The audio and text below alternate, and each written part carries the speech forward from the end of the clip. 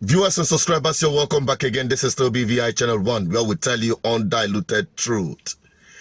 I came across a video of where the federal government were acknowledging heroes of democracy as they celebrated the June 12th.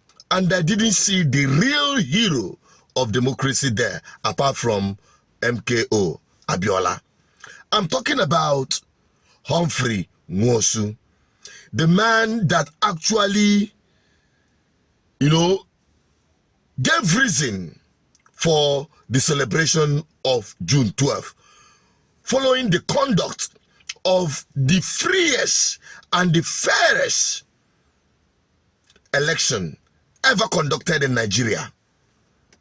The man is on record that before him and after him, election that produced MKO Abiola as the president-elect had never been conducted. The freest election without any form of mago-mago like what is obtainable today. I believe the people that consciously excluded Humphrey Nwosu from the list are being beaten by the guilt of the fact that they never won election, and they can never win election if election has to be transparent, free, and fair, like Humphrey Nwosu actually did. Well, I had Sani, one of the most respected politicians from the north, Kaduna State to be precise, told this truth to Tinubu to his face.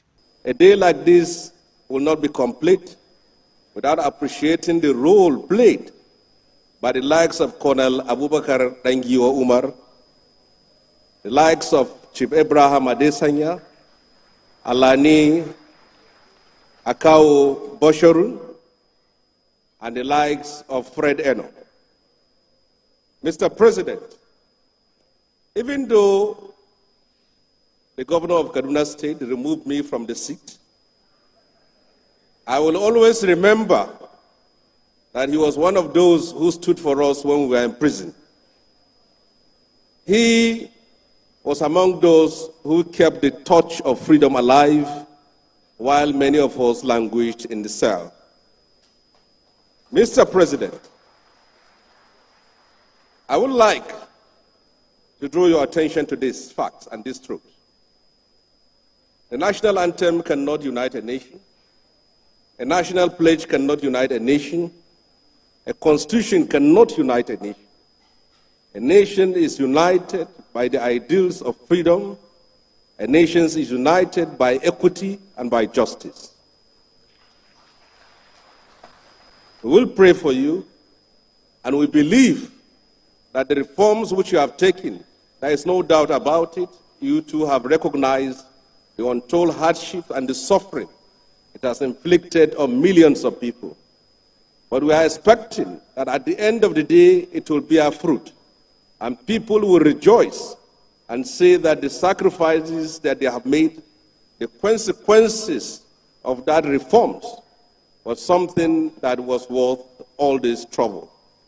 Mr. President, thank you for the honor and the privilege, and do something about the Nigerian prisons, because they were the ones who hosted us in those days and in those dark days of the struggle. And on the last call, Mr. President, there are some people who are still in detention as a result of the NSAS protest. They were young people who were protesting for justice, for freedom, and for democracy. Any young protester in Nigeria today learned from you, because you were the father of protest in Nigeria. Do something about it. Give them the freedom. You taught us, you funded us to stand up and fight, so they are your children and your grandchildren. Give them the pardon. Thank you, and God bless.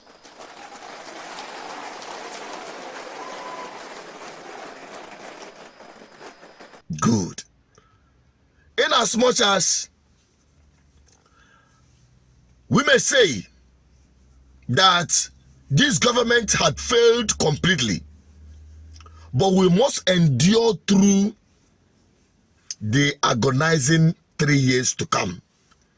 Because as far as I'm concerned, I don't see any hope coming from their renewed hope.